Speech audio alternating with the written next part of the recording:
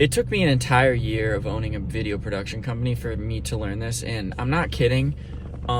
This is the one thing that when I started really worried me about the longevity of this career path, I guess, and this business model. Was I wasn't sure how. I knew I wanted to do it, and I knew that I could make a business out of it, but I couldn't tell the difference between a freelancer and a business owner, right? So I was a fucking idiot, and I was like doing gigs, and I'm like, oh, this is great. Like, I'm working and I'm taking these giant pay cuts just to get the gigs, because I'm not building the business. I'm just trying to be like, okay, more work means more good, which is the dumbest thing that, looking back on it, it's got to be the biggest mistake that people make is that right there, which is, oh, I'm working in the business.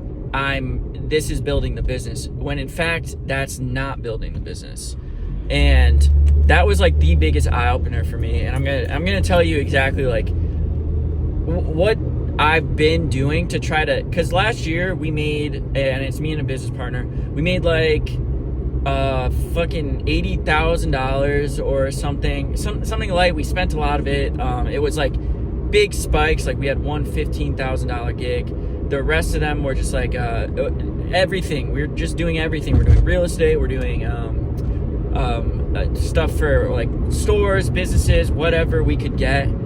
We're negotiating, which is another like thing that I stopped doing, was negotiating my price, just because I was so worried about getting the gig that it was like, all right, I'll do it for whatever, like $300. Sure, I'll do a video for $300, because I was focused on the video and not what the video does for the business. And I also didn't have a system set up to where it was more of a business rather than a freelancer. Like, think about what you're doing for a second and say, and you call, I'm sure you call yourself a business owner, an entrepreneur, like I am, and ask yourself this, say, am I a business owner or am I self-employed? And that's the biggest shift that you can make, is I think getting out of the self-employment mindset, which is that I just have a job, I'm just getting gigs for myself, I have a job, and then getting on the business hat. And the biggest thing, I think, for me, the biggest shift to, okay, this is an actual business, and it's a feeling, like I have this feeling inside me, like, okay, now I see the path to this becoming a business.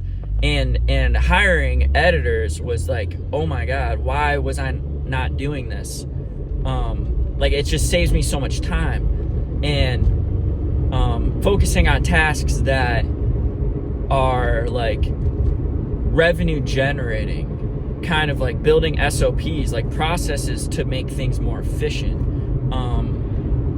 Yeah, so I guess that, to sum it up, this is my first video, and I'm not really trying to provide much value, or that much value, because I'm still learning, and this is more of a documentation thing, and I feel bad for clients too, because I'm asking them to do something, like filming themselves, and I'm asking them, I'm just like, preaching about content and all this stuff without posting it myself seems kind of disingenuous. So that's why I'm like, all right, let me just get in the habit of posting. But yeah, that was the biggest shift for me, was getting out of the self-employed freelancer mindset and getting more into building a business.